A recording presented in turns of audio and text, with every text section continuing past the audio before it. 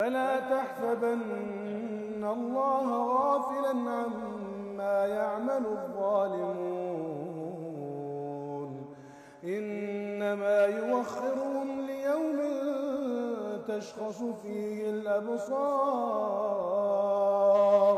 مهطعين مقنعي رؤوسهم لا يرتد إليهم طرفهم وأفئدتهم هواء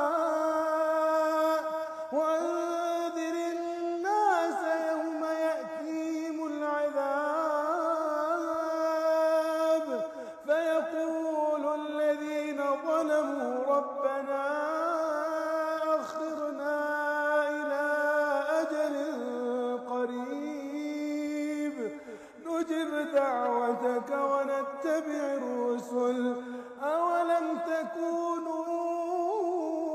أقسمتم من قبل ما لكم من زوال وسكنتم في مساكن الذين ظلموا أنفسهم وتبين لكم كيف فعلنا بهم وضربنا لكم الأمثال وقد مكروا مكرهم وعند الله مكرهم وإن كان مكرهم لتزول منه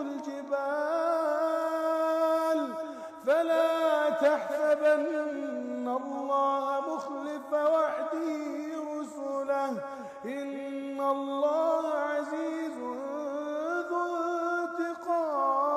انتقام يوم تبدل الأرض غير الأرض والسماوات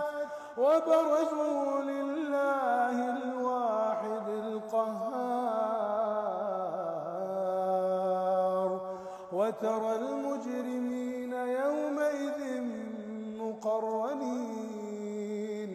مقرنين في الأصفاد سرابيلهم من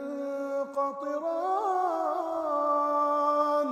وتغشى وجوههم النار ليجزي الله كل نفس ما كسبت إن الله سريع الحساب هذا بلاغ للناس ولينذروا به وليعلموا أنما هو إله واحد وليذكر أولو الألباب